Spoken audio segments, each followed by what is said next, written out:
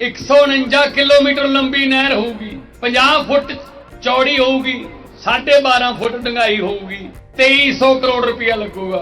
2 लाख एकड़ नूं 500 मोगे जिहड़े दे विच होणगे वो पानी देणगे। मुख्यमंत्री भगवंत सिंह मान के नेतृत्व वाली पंजाब सरकार स्वतंत्रता के बाद पंजाब की पहली नहर बना रही है। इसके 500 आउटलेट होंगे। मालवा कनाल के लिए 2300 करोड़ रुपए का बजट आवंटित किया गया है। बहुत ਵਧੀਆ ਗੱਲ ਹੈ ਜਿਹੜੀ ਕੱਢੀ ਜਾ ਰਹੀ ਹੈ, ਪਾਸ ਹੋਈ ਹੈ। ਕਿਸਾਨਾਂ ਨੂੰ ਬਹੁਤ ਹੀ ਜ਼ਿਆਦਾ ਇਹਦੇ ਨਾਲ ਫਾਇਦਾ ਹੋਊਗਾ। ਦਹਾਕਿਆਂ ਬਾਅਦ ਪੰਜਾਬ ਦੇ ਵਿੱਚ ਕੋਈ ਨਹਿਰ ਕੱਢੀ ਜਾ ਰਹੀ ਹੈ, ਪੰਜਾਬ ਦੇ ਪਿੰਡਾਂ ਨੂੰ ਖੇਤਾਂ ਨੂੰ ਪਾਣੀ ਦੇਣ ਲਈ ਨਹਿਰੀ ਪਾਣੀ, ਤਾਂ ਉਹ ਬੜਾ ਸਵਾਗਤਯੋਗ ਕਦਮ है। मुख्यमंत्री भगवंत सिंह मान के नेतृत्व वाली पंजाब सरकार ने मालवा कनाल के लिए कदम उठाकर पंजाब के किसानों के लिए एक बार फिर से हरित क्रांति कर दी है। जिस थाली में खाओ उसमें छेद मत करो। बांग्लादेश को यह समझने की जरूरत है कि भारत के साथ व्यापारिक और कूटनीतिक रिश्ते बनाए रखना उसके लिए कितना जरूरी है। लेकिन जब बांग्लादेश सीमा पर भारत के खिलाफ कार्रवाई करता है तो भारत के उद्योगपतियों ने आर्थिक मोर्चे पर ऐसा कदम उठाया जिसने बांग्लादेश की अर्थव्यवस्था की चूल्हे हिला दी।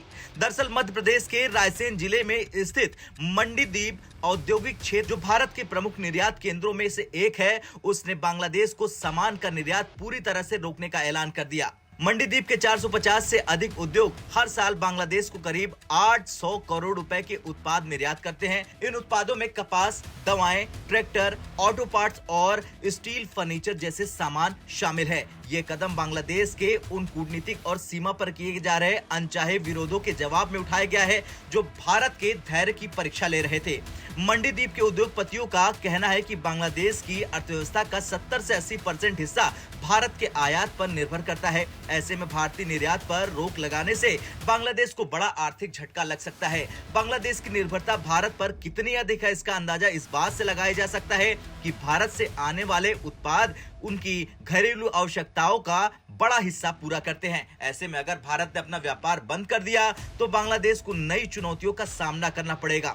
मंडीदीप के उद्योगपतियों ने बांग्लादेश को झटका देने के साथ साथ नए बाजारों की ओर रुख करना शुरू कर दिया है। रूस, जो इस समय यूरोपीय संघ के प्रतिबंधों का सामना कर रहा, भारतीय उत्पादों के लिए एक बड़ा बाजार बन सकता है। रूस के आयातकों ने भारतीय उत्पादों में रुचि दिखाई है। भारत के उत्पादों की मांग इन क्षेत्रों में लगातार बढ़ती जा रही। ये कदम न केवल भारतीय उद्योगों के लिए नए अवसर खोलेगा बल्कि बांग्लादेश को यह संदेश भी दे देगा कि भारत के खिलाफ जाने का मतलब उसकी अर्थव्यवस्था पर गहरा असर पड़ सकता है। मंडीदीप के इस फैसले का असर अब अन्य राज्यों पर भी दिखाई दे रहा। मध्य प्रदेश के अन्य औद्योगिक क्षेत्रों के साथ साथ छत्तीसगढ़, तमिलनाडु के उद्योगपति भी बांग्लादेश को निर्यात रोकने पर विचार कर रहे हैं। यह कदम भारतीय उद्योगपतियों के उस रुख को दिखा रहा जहां वे राष्ट्रीय और सांस्कृतिक हितों को व्यापार से ऊपर रखते हैं। वैसे अब बांग्लादेश को यह समझ लेना होगा कि भारत न केवल एक बड़ा व्यापारिक साझेदार है बल्कि उसकी अर्थव्यवस्था के लिए भी जीवन रेखा है। सीमा पर बढ़ते तनाव और भारत के खिलाफ बयानबाजी से उसे सिर्फ और सिर्फ नुकसान होगा।